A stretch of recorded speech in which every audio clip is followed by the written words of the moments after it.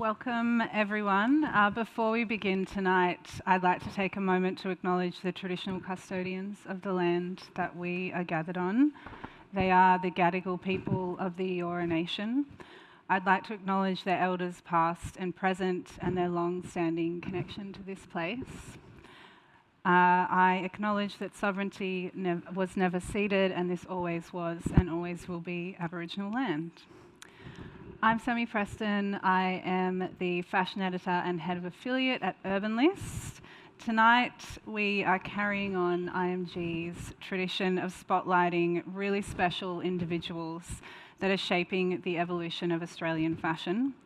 I am joined on stage by this 2024 cohort of Changemakers and Trailblazers who are leading from the front in three of the most important and I think exciting areas of fashion right now.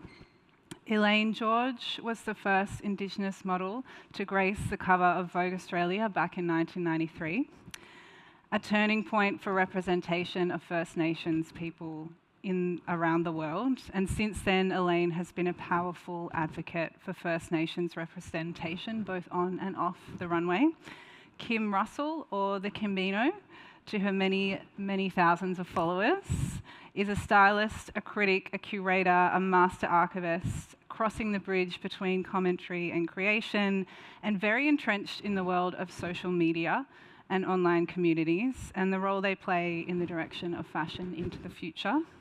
And last but certainly not least, James Bartle is the founding CEO of Outland Denim, arguably one of the country's most impressive sustainable fashion businesses. Outland Denim's vision of sustainability draws in environmental, economic and social practices and is just super cool. So without further ado, obviously some very impressive people on the stage. Let's get stuck into some questions for you guys. Elaine, I would love to start with you. Let's go back to 1993. Can you share a little bit about what it was like being on the cover of Vogue at that time and how that resonated with you? So I didn't even know what Vogue was back in 1993.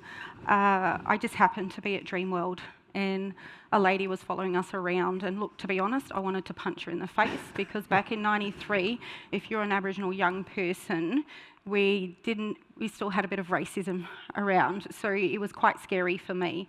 So then she approached and asked if she could take photos, and I said, yeah, okay. She says, we're sending them to Vogue, and I'm like, what's Vogue? And then Vogue called and asked if I could come down for a shoot. I just liked the fact I was getting out of Brisbane and I was on a plane for the very first time. And then they rang and said, there's a competition between Elle Macpherson, Naomi Campbell and myself. I did not know who they were either. Then they rung, and next minute, my first job was Vogue. It was quite a whirlwind. There was no one in the industry that looked like me, not even from another country. So, and also too, I didn't fit the mould as, you know, the petite model either. Most of us Aboriginal women are top heavy up here, so they make you have a standard size. So gaffer tape works really well around your breasts, so you had to like squeeze them all in. And then, you know, I joined Chadwick's. Once again, there was no one like me. I didn't have a safe place to go. I didn't know who to talk to. As much as Chadwick's tried to help, they just couldn't understand where I was coming from. I left my family, which is very important to me, and then I went overseas, and I think that's where it hit me that they didn't even know that Australia had First Nation people. We are the oldest living culture in the world, and at 19, it was overwhelming, and why should I educate the rest of the world? So I came back home, and I started child protection, and I'm doing it today, and 30 years, I'm still doing child protection as well. Yeah, yeah, incredible work in child protection as well. I want to go back to the Vogue situation because I know it took another 17 years before Samantha Harris was featured on the cover. So I'm curious to get your view on how Australian fashion has evolved in that time in terms of representation and diversity over the years. So how do you feel about how it is now compared to then? Look, I always say, and this is in my child protection field, we still got a long way to go, but we have started. I'm a person for solutions. So when I seen Sam Harris on the front cover, I actually cried, and my kids are like, "What are you crying for, Mum?" And they had no idea that I was on Vogue either. So it was a quite shock for my children. And to see Sam there, yes, it took 17 years, but we can't change things overnight. But we can slowly improve what we're doing for First Nation models, backstage, designers, makeup artists. We are quite talented. We just don't know how to get into the industry. And so if we could be doing more to reflect Indigenous heritage and culture in fashion, how do you think, what's the best way for that to happen in your opinion? Look, I think, and I'm not sure with every industry, but you should be signing up to Reconciliation Australia. They do amazing pieces of work across Australia in any industry. You need to start having First Nation people in your organisation, whether it's just it's reception or it's IT or it's something else. We can start with the small steps to do that piece of work. Not asking us to put us in front of the camera just like that, but I think with me, my aim is also to work with remote communities who do not have a lot of these opportunities. So my focus is if I can get some of these young people to experience Sydney life, then maybe that gives them an opportunity if they want to take it further. Yeah, and we were talking just before we got on the stage about you kind of minding some of the models that are here. Can you share a bit about that role that you have this week? I'm in a model house with 3 babies, 3 girls at that, and you know, they've come from remote community, and I'm talking 2 hours outside of Broome. So for them to get here, they have to travel that 250 k's to Broome on a plane to Perth to Sydney, and then navigate what an Uber is, and also the noise and the smell. And I think for me, taking them to the aquatic centre, they were like little kids in a candy store. They were just overwhelmed with it, but excited at the same time. They did not understand that they can make a difference as well, being here this week.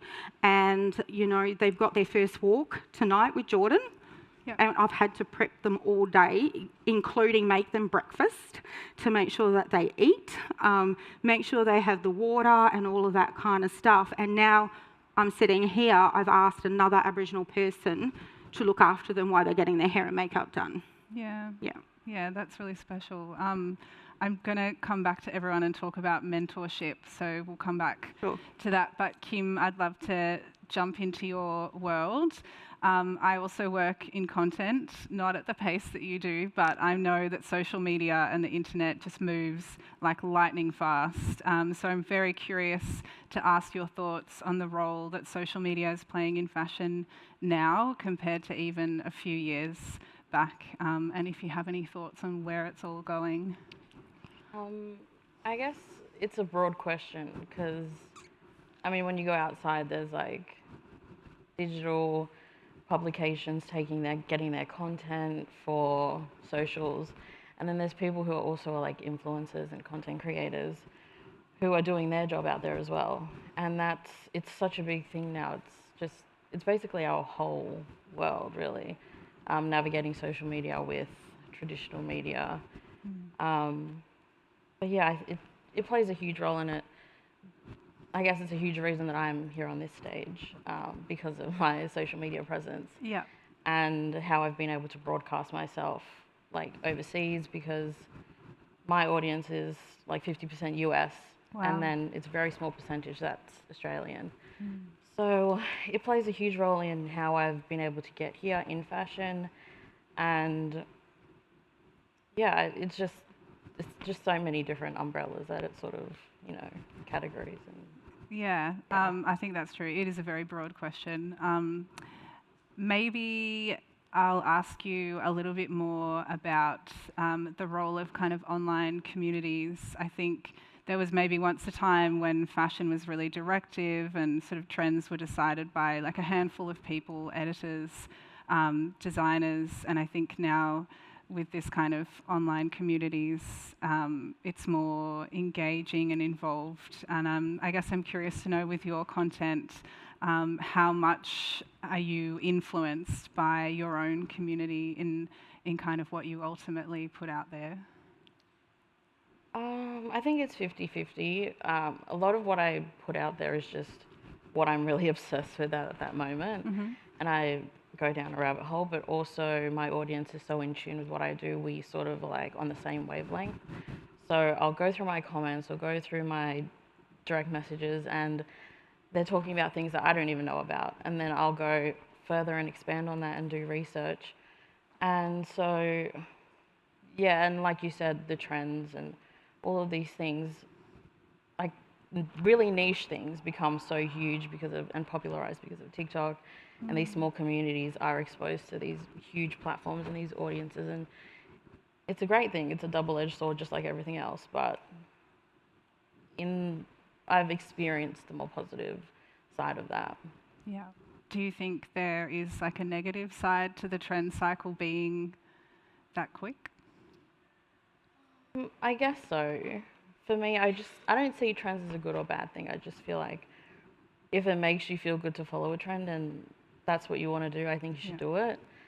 So that's sort of my opinion with trends. I'm just happy for everyone to do what they want to do and what feels right and makes them feel good. Yeah, I feel like that's definitely like the energy of your content as well. It feels like you're in like the community. Yeah, you'll probably see me under people's TikToks saying, because there's a lot of like, what are your icks for style at Fashion Week, and I just do not like those. And I'm just like, I don't think there should be icks in regards to like personal style or. Yeah. I feel like that's really refreshing because the internet can become very negative with the trolling and all of that sort of thing.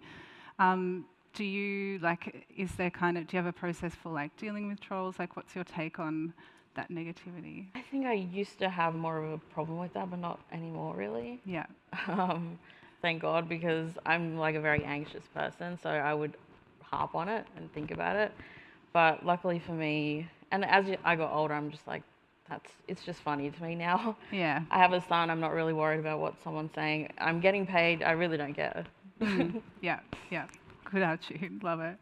And I think your fans, anyone in the audience tonight, is probably really interested in a little bit about your process and how you find these sort of archival images and, what you kind of go through to find your next post sort of thing. I think it's just like once you find something you really love. For me, Alexander McQueen is something I really love. So I will go back and go dive deeper and look at old articles and interviews that he did, and red carpets, Liv Tyler in like a custom oyster dress. So it's very specific to me and what I'm obsessed with at that time. But I also love going through Tumblr and just stumbling. If I stumble upon something, then I get really lucky. But that's really my process. It's just very selfish in a way. I love that. Yeah. And one last question. Speaking of McQueen, lots of McQueen references at the Met this year, and that was obviously about archival fashion and bringing, things back to life. Why do you think that's so popular at the moment in terms of fashion sort of referencing the past? It seems to be. I think it might have started with Kim Kardashian. Whether you like her or not, she's sort of, I don't know, like she's an influencer. But she's like she's a mega sort of influencer, and I think it all started with her Versace and copying Naomi Campbell, every single, dress she wore from the Versace collections. And then also Zendaya and Law. I think people saw the formula sort of works and it gets you noticed on Twitter, X and Instagram and TikTok. And yeah, I think it does really well on social media, lots of reshares, and it's like, wow, how did you manage to do this? How did you manage to get this really rare sleeping beauty on, your clients? So I think it's that fascination of just the impossible happening. Yeah, conversation starter. Yeah. Okay, over to you, James. So the concept of being a truly sustainable business with a positive impact feels like a very enormous undertaking, and in some ways, especially with fashion, maybe a path that's pretty untrodden.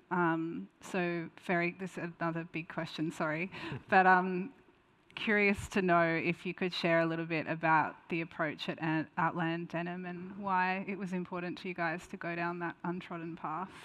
Yeah, well, thanks, Sammy. We naively went down the path, and it was not because I wanted to have a denim brand. It was really because I was made aware of a social issue of young women being stolen and trafficked and sold around the world, and that was just mind-blowing to me that was a reality today. And so I just thought that the best thing we could do would be to address the economic problem that made people vulnerable, and therefore what better way than to get into the fashion industry and of all things denim. So we just believed that if you could create opportunities for people that were vulnerable, then they themselves would create new futures for themselves. And so we spent 6 years proving this concept that if you gave people what they needed to succeed, all the tools they needed to succeed, then they did. Once we proved that, we launched our brand at the end of 2016. But unfortunately, during that period of time, I realized just how bad environmentally the denim industry was and how it was destroying the ecosystems that these people we care for lived in. And so at that point, we decided that if we were going to have a brand, it needed to address both social and environmental issues. And so what we've been working toward is to create a gene that the cherry on top of buying that product is that you've left humanity better. You've activated a cycle of freedom for the people that made it and their family, and you've gone towards healing the planet and the environmental degradation that's caused by fashion and because of water and chemical usage and the way that we grow our fibers. And so it is possible. It's absolutely possible, and we're getting very close to being able to have that circular system that makes consumerism a good thing, not a bad thing. Amazing. So I feel like there's obviously so many parts and pieces to what you're doing in creating that closed loop. But what, if you could pull out maybe 3 of the biggest challenges that you guys have faced in kind of, and I'm sure it's like an ongoing journey and still challenges to this day, but maybe 3 of the biggest. Yeah. Well, look, I think capital is always the biggest challenge for any fashion business, any business, it's just having the cash to be able to invest into everything that you need. And so starting with product, but then if we're going to do product, then it's how do you pay people living wages? And how do you buy the technology that you need to be able to have a laundry that washes things in a way that doesn't destroy the planet? And so it's millions and millions of dollars. And so that's the biggest one. Confidence, the trolls would get me. They do get me. I lose my confidence when somebody has a dig, and so it's becoming more resilient. That's one of the challenges that I've had to face on a personal level. But then to be able to have those knockbacks or be on the verge of bankruptcy and then walk in and still keep your team going at the same time to be able to keep driving forward. So that's a confidence thing. And then out of that is the fear of failing. What if I fail? And getting past that mental block of the fear of moving forward, because I'm giving these people whom are sometimes enslaved in a garment factory or in a brothel, and I'm dangling this carrot of hope. And they come out of this situation hoping that their future's going to look different, or like the people that have gone before them in the Outland Denim team. And what if I let it fail? What if I can't get the capital? And so it's all of these things that I'd say they're the biggest things that I face, and still to this day. I mean, you might have even read articles in the last weeks about our business and the challenges that we've faced with historical debt and all these sorts of things. And but just to add on the end of that is that your greatest strength, I believe, in any business or relationship is transparency. And if you're going to be honest and transparent, people will trust you, and if people trust you, they'll help you. So that's my experience as well. So it's not all doom and gloom. Yeah, and speaking of, I guess, honesty and transparency, I feel like, I think people would interpret that differently. What does that look like at Outland Denim? How are you, is it sort of, yeah? Yeah, well, there's a fine line. I mean, I remember my denim designer a number of years ago, she said, you don't actually have to tell us everything, because if you tell us everything, now we're thinking about it and we're getting worried, but that's your job to worry about that. Just tell us if you're not going to pay us, And so that was a lesson of and I'm still trying to learn that balance, because my nature is that I'd just rather put everything out there and then you do with it what you want. But I think it's in a supply chain, for example, it would be, we have a program in Turkey where we work on a region trying to identify challenges or issues like slavery within the supply chain. It mightn't necessarily be on the farms we're taking our cotton from, but it's definitely within the regions. And so when we find if there was child labour or something in the region, how do we communicate that and who do we communicate it to? And so, or closing a factory. I closed a factory only a year ago, or just nearly a year and a half ago, in Cambodia, and that was the hardest thing I've ever had to do. But I didn't want the world to know about it because I was so scared of what people were going to say. We had 2 factories and one of them closed, and that is the dangling the carrot thing and the failure. But telling our audience and telling the world about that was a really powerful, important thing. And 6 months on after closing it, we were actually able to, for the first time, say that if you equip these people over a number of years, that they will then go on to thrive without us, and that's actually real independence. And so that negative thing that was so scary to do turned out to be a really positive thing for our business and for the impact of what we're doing gave us more confidence. And so, but transparency is absolute key. The media is one of the challenges, being really transparent with media. I'm always way too transparent. Anyone who's there in the PR side are going, James, just... But really, if you're authentic and genuine about what you're trying to achieve, my experience is of media also is that they will always honour you and what you're trying to achieve. No one wants to cut you down and destroy it. Very few people would want to do that. And so, again, there's real benefits in just laying it out there. Yeah, cool. And I guess we've sort of kind of touched on this a little bit so far, but for anyone here who's in the fashion business space or interested in entering it, I'm sure they're very curious about some of the commercial benefits of going down the path that you guys have gone down. Can you share any of those? Yeah. Well, I think, again, being really authentic about what it is you're trying to achieve and communicating that really clearly is really important. And the benefit of doing that is that you will get the support. So media is an example.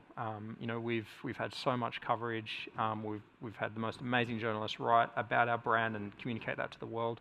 We've had organically some of the biggest celebrities in the world have heard about it through a friend, taken the product, worn the product, which has exposed it to more people, and given it credibility. And so those commercial benefits are because we've succeeded and failed in the public eye.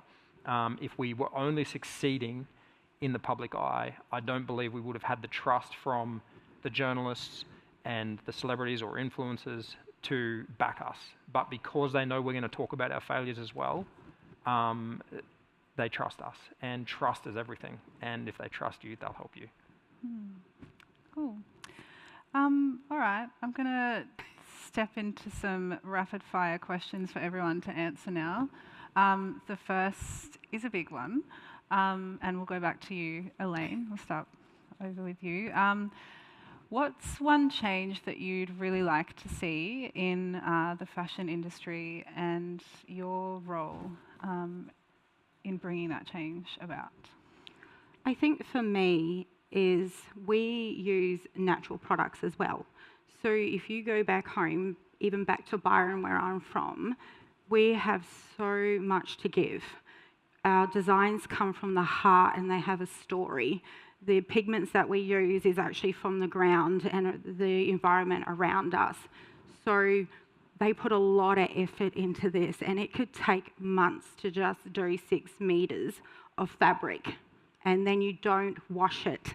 So truly understanding that it actually is coming from the earth. I think we can do a little bit better by asking, and like James said, you know, social media, it's sad to say, but the only time we really get social media is when something's happening in a community that's not great. But that's 5%, 95%. We have one of the best artists going in our communities, and I think we need to focus on that as well. Also, the next generation, I think. You know, we all have some trauma as an Aboriginal person, and I'm in that age gap, hit my 50s.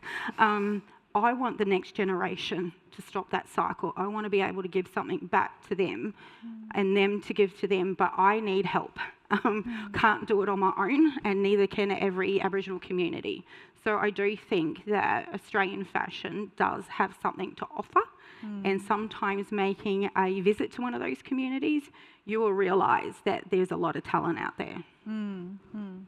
I think for anyone here as well that would be interested in, I guess, connecting with those communities, what's the best way to do that? Are there, So there is cultural protocols for every single community. I think people put us in one bucket, that we're Aboriginal people, so we're all the same. There's actually cultural protocols for every single community. And what I do say is each community has an elders group or a medical centre or a rec centre. You're able to just ring up, talk about what you would like to come out. They will arrange everything else. They will also walk you through the cultural protocols for the elders in their community. Wow. Okay, amazing. Thanks. And over to you, Kim. A big change that you'd like to see in the fashion industry and your role? Another big question. Okay. I've been thinking about it for the last few days. In fashion or in Australian fashion? Australian fashion. Yeah. Okay. I guess just a big change would be diversity in just like in every sense. I don't know how, because I feel like I've said something like this last year, and I think it starts with action, just really doing that. Even just here, we're at Fashion Week, and not to take anything away from influencers who have like 500,000 followers, they are there to do a job, right? And to, I guess, put the brands on a bigger platform, but and they're getting paid. A lot of them are getting paid to do that. But I feel like brands and PR are able to make such a small change in just inviting other people, oddballs, people that you don't expect to be in a front row at a show like Anaquan, you know, or PE Nation or whatever else. If they have the money to spend on influencers, and it's big money. I don't want to say how much these people are making, but it's been on TikTok, the conversation, how much have you made this week to be here or last year? And if they have that sort of money to spend on someone to be at the show, I feel like they can take that risk. Yeah. Of maybe we won't do like huge numbers on social media, but also they don't really know if they won't do that with people with smaller platforms who are more niche, because they haven't taken that risk yet. Yeah.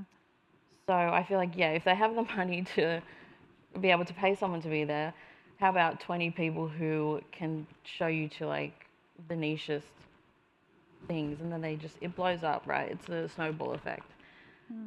So I just think it takes action to, you say you want diversity and you say you want to support plus size creators and artists, but it's just like we have to actually do it. And for me, I think I've been lucky because people are starting to open those doors for me now. Yeah. I've done so much more in Australian fashion than last year, and I'm still quite fresh in my like fashion career, as in like working and not just being an internet personality. So I'm still not sure what my role in it is, but I feel like talking about it and starting that conversation, like, and kind of forcing people's hand to be actionable about it, make actions, is where I start that conversation. And Yeah, I like that. I love that idea because I feel like you end up with multiple perspectives instead of one very similar one, and I feel like maybe that is something that's missing a little bit. I think people are just scared of stepping out of that box and what it looks like, but I don't think it could be bad because everyone's so excited to be here, and it's such a privilege to sit at a fashion show in Australia. Last year was my first, and I've been on socials for like a decade or something, talking about fashion and just doing it because I love it. And so I'm quite new to it. I'm so excited to be here and to be sitting at the fashion shows and seeing what Australian fashion is about. I think giving that chance to someone who's just as excited and will post 30 stories about your brand and is important. Yeah, I agree. I agree. Over to you, James. Yeah, well, the ultimate thing that I'd love to see happen with the industry would be that all the people throughout our supply chain are paid a living wage, which means that they can afford to pay for their rent and their food and educate their children and be safe and save and maybe go for dinner on Friday night. That's the dream. And our industry plays such a massive role in that. And I guess what I'm endeavouring to do about it is to advocate for that and prove it's possible ultimately. Prove that you can do that through our business, and the success of our business, I believe, plays a really powerful part in showing brands that it's possible to reduce your gross profit margin to a degree and still generate profits to be able to benefit all stakeholders. So here's hoping, hey? Yeah, and you, when we caught up the other week, you were telling me that you're now working with other Australian brands on like a collaboration. Can you talk a little bit about that? Yeah, it's been incredible to work with some amazing Australian, New Zealand-based brands and produce their denim for them. So that's been a huge step forward. So we're making for Asian Spell and Maggie Marilyn, Karen Walker, and there's probably some others there. So it's been really nice to see that some of our big Australian labels also care. They pay more to make it with us. They could get it cheaper elsewhere, but they're willing to pay that and forego that gross profit percentage that they would sacrifice in order to be able to benefit our staff essentially and their families. Yeah, I think it's really cool that you're essentially sharing that model with the industry already. It's really cool. Well, ultimately, no matter how big we grow, Outland Denim, and we've just recently purchased Nobody Denim, those two brands alone wouldn't be able to get anywhere near the scale of what the dream is to have a really significant impact on our industry and the supply chain. So we need other brands. We need as many brands as possible that are willing to be a part of the solution. And unfortunately, price is one of those determining factors. There is brands here in Australia that just wouldn't be able to, would be impossible for them to pay living wages. And so we have big issues where we've got to talk about, well, how do you make products accessible to people who can't afford to spend $250 to $400 on a product that can afford to spend $30 on a product?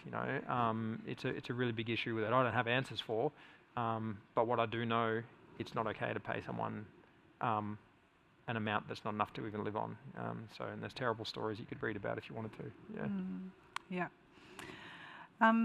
Okay, another rapid fire question back to you, Elaine. On mentorship. So I think as Changemakers, mentorship for the next generation is really important. So I'm going to ask you one thing you would like to share with anyone here tonight that's keen to follow what you've done. Look, I think I actually didn't see myself as a mentor because the young generation, I didn't even think they knew who I was until their grandmothers and their mothers had told them who I was. So for me, that was quite emotional that you've got 18-year-olds actually knowing who I am, and they weren't even born when Vogue came out. So for me, and I did 2022 Vogue with the 4 beautiful women that I realised I can offer. So it's only something small. So we have, it's called Blacklist Next Gen Mentoring. And, you know, Mecca, they did a 3-hour workshop with the girls. They were over the moon, and then gifted them the products. So it's just something small. And then the Iconics did a photo shoot with them to show them what it's like in front of the camera, behind the camera, but also how to set up a stage. Yeah. So, you know, we're not asking for, you know, a lot of money to donate. It's just those small things that will be able to teach the next generation. And if they don't get into this industry, they can go back to community and pass on their skills to the babies that are the next generation coming up. Because our elders, there's a quote that says, excuse me, I'm a strong Aboriginal woman and my ancestors didn't die for me to be silent. So if I can use this platform to be able to support the next generation, I'm going to do the best that I can. And just small little things like that will make a difference to the communities. Yeah, that's beautiful. And Kim, for you, anybody interested in following your footsteps, what would be your advice, or one bit of advice? I think the thing that's helped me sort of cement myself in whatever path I'm in is just being really honest and being 100% yourself and saying what you have to say. In the most constructive way that you can. I'm still finding my feet in this industry, so sometimes I don't even feel like I am quite yet, because I'm just working from my small little space in Perth, and sometimes I feel quite disconnected from even Sydney and this fashion space. So I think that's my advice for wanting to go into fashion and doing what I do. But yeah, I still don't really know how to balance that and make it work as a career and something that's totally fulfilling. I'm like on a fence, kind of, because I am working as a stylist and sort of creative direction and things like that. But then I also do the other side, which is like social media, where you're just kind of on an island on your own. Yeah. And so if you do that, you need to sort of be strong on where you stand and what you want to do and how you want to use your voice. And I mean, even today I was just on my socials, just on my soapbox, just yelling out to whoever was listening. But yeah. I like that, on an island. It does feel like that. We spoke about an editorial you've got coming out in, what was the magazine? It should be coming, the editorial I styled. Yeah. So it should be coming out in May, and I'm excited for everyone to see that, because it is very good. I'm just going to say that. That's super cool. And it's a different, sort of like a different lens from other publications right now. It's a conversation starter. I'll say that. What was the magazine that is in, just so everyone knows? It's for Automag, so this is for their Awesome. second issue, so I'm really lucky that I got to do a cover with them. And Yeah. I'm so excited. Okay, going to find that. And James, back to you. Advice for anyone? Advice. If you don't fail, you won't succeed, I think, is the biggest piece of advice I could give anybody. Nice. Short and sweet. Cool. And then to share the mic a little bit tonight, love for you guys to share a brand, a designer, stylist, model, another amazing human that you think is out there right now making great change in the world of fashion. Oh, look, there could be heaps, like I could tell you. But I'm going to go out there and, I was thinking of an Aboriginal designer or First Nation, but for me, this fashion show I think it's Jordan. He has really supported, there's mentoring, and we have those 2 babies I was telling you about walking in his show tonight, sight unseen. So that took a lot of guts to actually go, yes, I'm going to take them and we're going to showcase them at Australian Fashion Week. So for me, this year, I think would be Jordan. And just to let you know, I'm walking tonight too, as well. If anyone's watching. I know, at my age too. And the good thing is he's not making me wear heels. I'm wearing socks. So just letting you know. Amazing. Yeah. Amazing. Back to you, Kim. I would say Kurt Johnson. He's a photographer, and he's who I did my editorial with. I love him, and I just feel like everyone should book him. Okay. Yeah, he's not scared of really taking it there and letting me do crazy, scary, weird things. So yeah, I love Kurt, and yeah, I want to see his work everywhere. Yeah. Okay. I'm really curious to see this shoot now. Very good.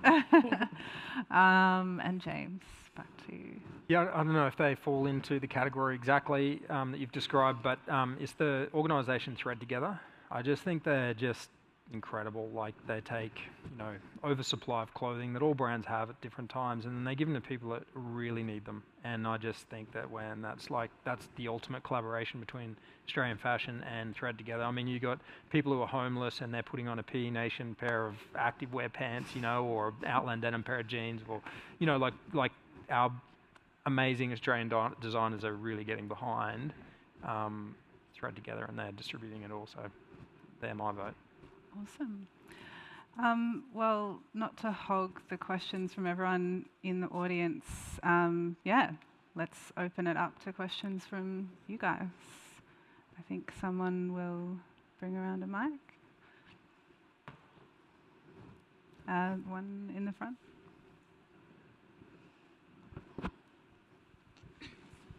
Hello. Kim, the one in the middle. Oh my God, by the way, you're very pretty. But I was wondering, is there any other designers that you are fond of or just adore? In Australia? Yeah, or just internationally, as well. Because I remember you mentioned Alexander McQueen.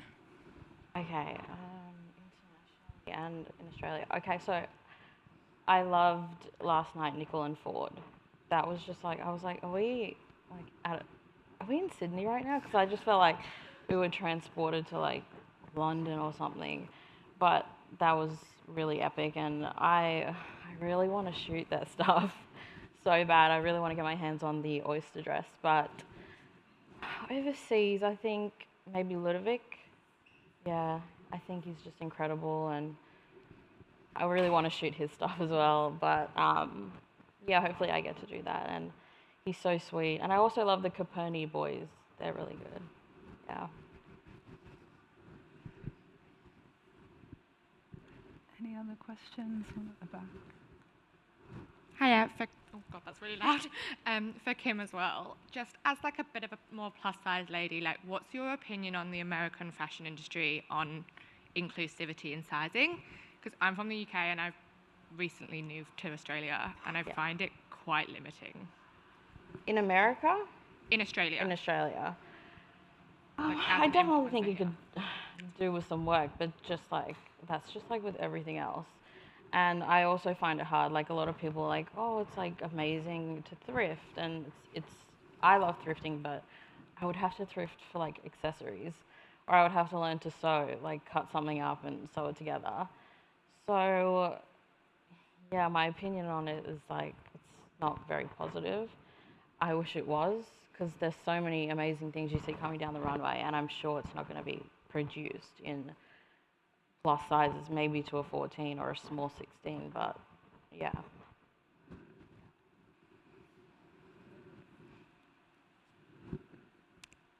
Any more questions over there? So obviously, how you guys were talking about how the internet's always moving really quickly. How do you find it? Do you find it hard to be stay relevant and be on top of everything and maintain a following? Because it's always moving, as you said. You can start.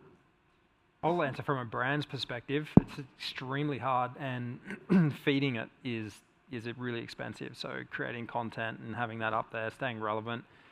We've experienced both going up and going down in following, as everybody does. But I think it is, from my experience, it is feeding enough relevant content to your feed on social media from a brand's perspective to it's more important than I ever realised, and I've always not wanted to fund it because it seemed like such a waste of money.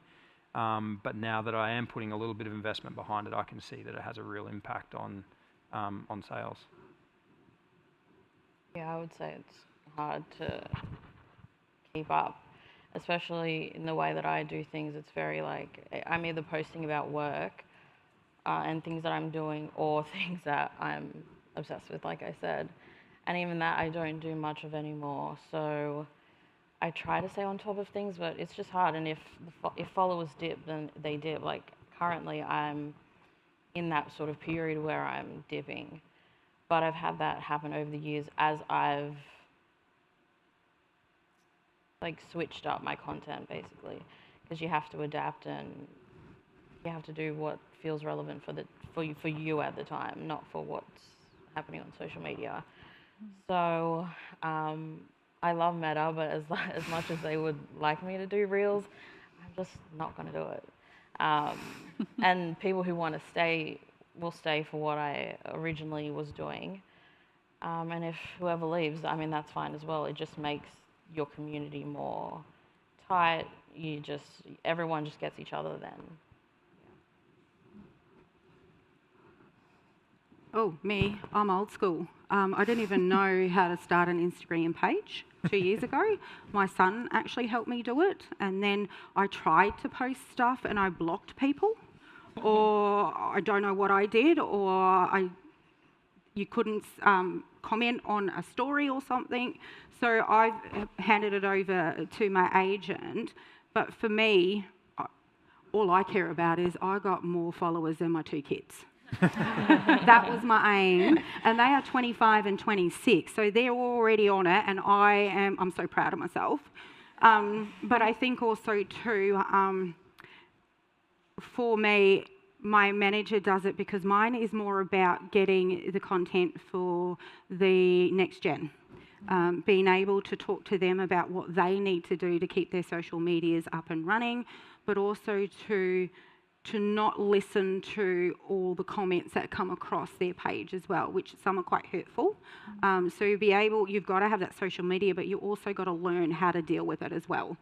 So when you come from a remote community and you're not used to all the trolls, that's sad to say, so also educating them that your content is important, but also how to also live with the trolls as well. So for me, I'm happy, beat my kids. That was my main aim, and I've done it.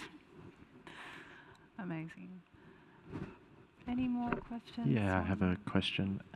So all 3 of you are linked to something that is purposeful and making change in the world, and I'd like to ask, 1, what are your rituals in making sure your mental health is okay? Because being led by a passion or wanting to change something, you can get bogged down in that, like, there's not enough diversity, there's not enough mob, there's not enough XYZ. And then 2, how are you reflecting that with your audience in the manner of, like, you could just forever post, we need change, and then eventually it's hard to consume that content all the time and affects our mental health. How are you balancing that in your content creation or marketing, PR, etc.? For me, I don't do it very often. So today was the first time in a while that I was like, whatever, I just let it rip.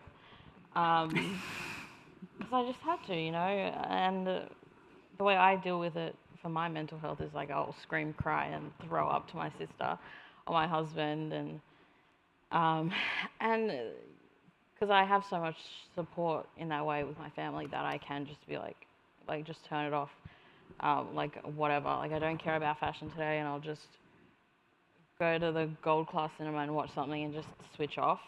I have that privilege to do that because you have to sort of take care of your mental health, because it is really easy to get stuck in that and get jaded and it makes you sick, really. But yeah, that's what I do. I think for me, working in child protection and in the modelling industry, I play a lot of netball. Like, if you're a shooter and I've had a bad day, you better watch out. So where I work, we're very big on mental health, so my boss pays for my whole season of netball. We have other things like, meditation and counselling, but for me, I've grown up in an era where you suck it up. Because your generation before you had it hard. I've learnt now, having 2 babies, that you can't do that. So for me, I need to make sure that I have my head on right as well, because I also work with, I've got 81 children that I look after, plus the mentoring. And there are some days where I just say, stuff it. I am just going to sit in front of the TV, watch footy and drink beer and turn my phone off so no one actually can disturb me, and have it on silent. And then when footy's over, you see all the reams and I'm like, oh, well, they sent that an hour ago. They must have fixed it. So, I love my sport and that is my outlet. Yeah, I don't know if I've got anything that valuable to add to it. I just think that I'm probably failing at that area of my life, if I'm honest.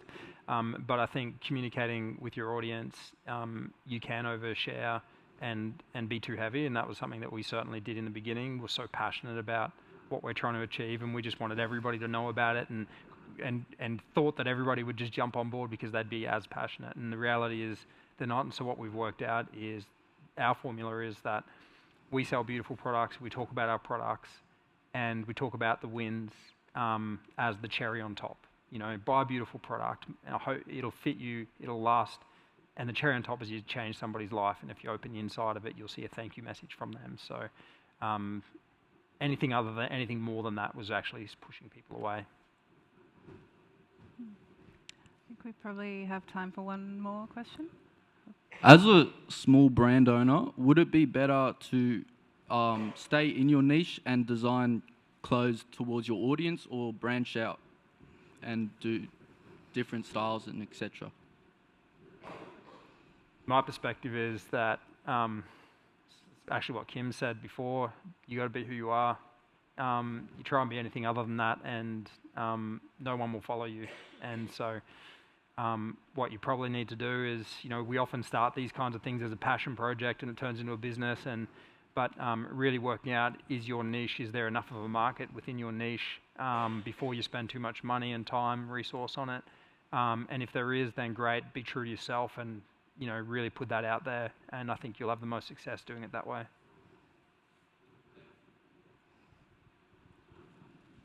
I think that's it. Thank you.